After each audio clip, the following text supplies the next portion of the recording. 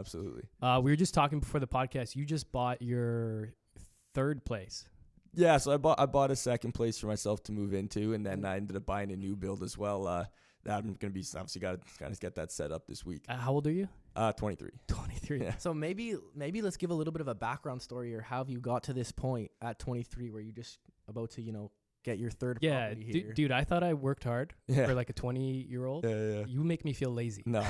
You make me feel No, lazy. that's No, you have Dude, an no, awesome it's a- story just from like starting in university, what Yeah. you've done at the beginning of that time to Yeah. now. It's I'm cool. genuinely Thank you, impressed yeah. every time I talk to Oh, you. thank you. No. Yeah.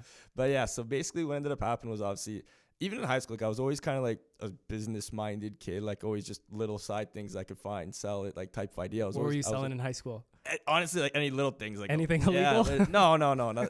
no, but like and it was like little things, right? Like even to the point where, like my dad had like rental properties, right? And I swear, like one time, a couple tenants left like a bunch of spare tires at the property, and they moved out, and so he's like, hey, you could take these and sell them. And to me, that was like crazy, right? like, so let's I go. took them, right, drove all the way downtown Hamilton, started trying to pawn these off to people, just stuff like that. Just on the road, like on the side of Well, like there's like I ended up doing this a decent amount, but you end up finding like tire shops basically that resell used tires. So then I'd bring it to them, so I'll try to sell it to them type idea. Yeah. But yeah, so just little stuff like that in like high school, and then university came, and then obviously university's like it's expensive, right? And so my parents did fantastic. They paid for all my tuition. But obviously you have to pay for like room and board and stuff like that. It was kind of like our agreement to split.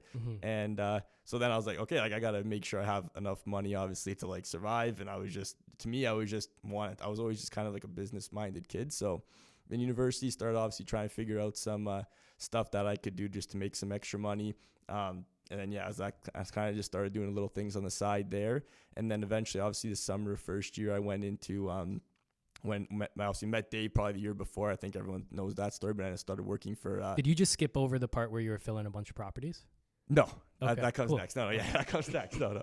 And then, then I met Dave that summer, and then started working at it was Butler Mortgage at the time, now BM Select.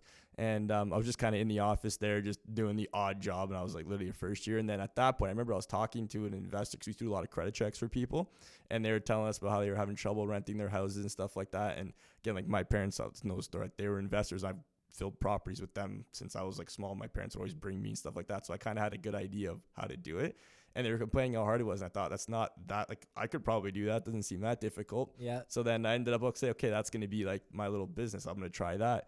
And so like obviously I'd work during the day, and then every night I'd go home, and I made this like script basically like of, hey, I'm Lorenzo. I've been doing this for a very long time. Just kind of like a big sales pitch thing. And I went on Kijiji and then emailed back. So like people post their listings, and Kijiji was really big for rental properties at the time. That was like the biggest site. Yeah. And I just responded to literally like, it might've been like 5,000, 10,000. I guess I was really doing for like 8 hours a night, like just clicking the button, like, cause I have been Okay, copying. so that's how you got landlords to know that you would fill their Yeah, property. I was so I'd wondering respond how to you their did that. ads. Okay. I've gotten a few of those from property managers and Yeah. stuff on my ads where they're trying to like get my business because Yeah. they see small time landlords trying to fill their property on Facebook Marketplace. or whatever. Exactly. Yeah. So and that's honest. I didn't know why I thought to do that. I just was like, this to me makes logic. Like, so how else am I going to get Yeah, a hold for of them, sure. right? So then literally, like, it must have been like 2-3 weeks of literally every night just hitting send. And I just, honestly, it wasn't even like realizing that no one was responding to me. I was just so busy hitting send, I didn't even like notice that. No, nothing Good for was you for coming sticking back. it out that long. Yeah, but it was I didn't even notice it, to be honest. And it ended up being like maybe 2.5 weeks later, I was like, okay, just kept heading send all day. I just didn't even notice. And so at this point, are you living in Guelph? I was in Guelph and at home. Like I was, Okay, I was yeah. a student at And that were point.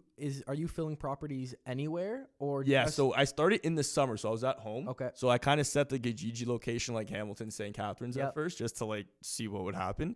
And so then, yeah, 2 weeks later, I got some guy called me, and he's like, hey, I got a student rental in Brock. I'm having trouble filling it. Like, kind of went out, met him, and then that was my first one. And I was able to fill that, obviously. And then from there, he ended up having an uncle who had a property, and then it just literally started built snowballing. from that? Yeah, I kept doing the emails every night still for a bit, and then eventually after like a month, I couldn't even do emails because ended up just the word of So mouth much started demand. growing. Yeah, and then yeah, so I kind of started doing that, and it was just by myself at first off, just one property fill, move on to the next type of idea. And then obviously I started getting some bigger clients like property managers and stuff like that. I would do like they would outsource it to me, and then I had to hire a couple people to keep up with it. Who did you hire at that point? It was honestly like it was Friends? Yeah, it was started off rough. Like I'd hire like literally anybody. Yeah, okay. One of my friends would be like, "Oh, like what are you doing now?" And I'd be like, "This," and then like they need a job. I'm like, "Perfect, get in here." And then just throw them in. Then sometimes they'd suck, sometimes be good. And then you have to like be like, "Hey, it's working out." Like Totally. right. So then it was just literally anybody you could find. Like I went to Guelph too, so then there was a lot of kids in like they have a real estate program at Guelph.